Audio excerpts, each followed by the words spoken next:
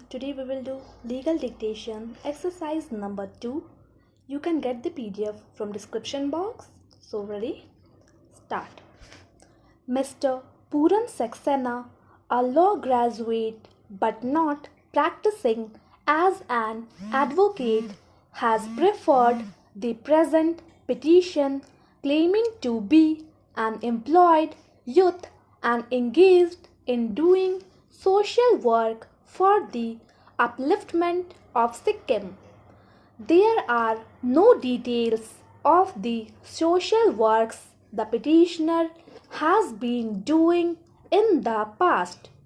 The petitioner claims that after his graduation, when he came back to Sikkim in the year 2013, he observed that there was no overall development in the state and the money received from the center had not been utilized in the proper place for the upliftment of the downtrodden people of Sikkim.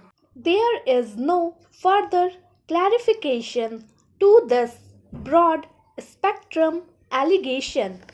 It is his plea that whenever he would visit remote areas, he would notice poor people staying in deplorable condition and thus was anxious to find out the exact reason as to why, despite the central government providing funds to the people of Sikkim, have not been proportionately uplifted. Besides the allegation, there are no facts pleaded or proof submitted to substantiate the allegations.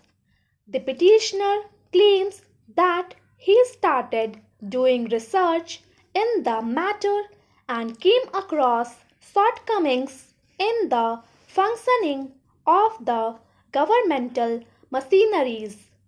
The petitioner claims that those shortcomings were that the funds were utilized on non-productive schemes. There was no proper allocation of funds to such schemes which would directly benefit the downtrodden. The funds were provided for religious matters. Funds were not provided for construction of roads, electricity, establishment of specialized hospitals, schools, research work, technical education, medical facilities, etc., which are the basic requirements of the people. There is not a single document filed with the writ petition to substantiate the statement made about the petitioner's perceptions of the said shortcomings. It is claimed by the petitioner that while doing research, the petitioner came across one notice inviting tender published in the newspapers. The petitioner therefore sought for copy of the NIT under the Right to Information Act 2005 and the petitioner was furnished with a copy of the NIT published in the newspapers.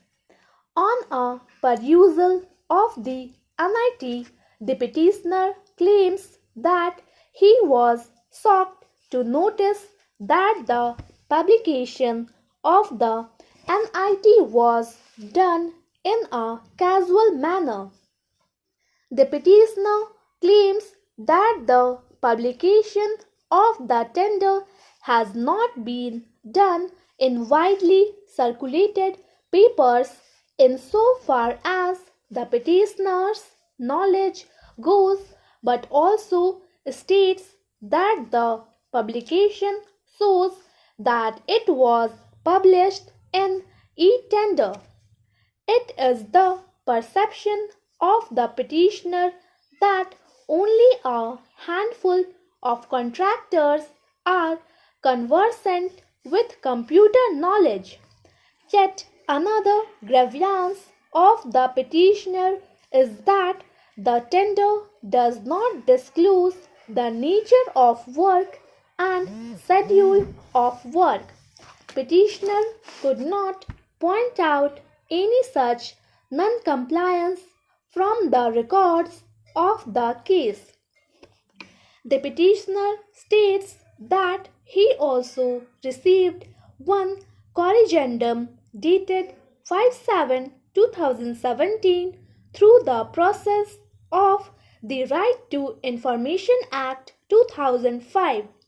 The petitioner claims that on examining the invitation for bids dated 23/5/2017, the petitioner came to learn how public money from the government exchequer had been embezzled. Thank you. Please subscribe my channel Steno Star.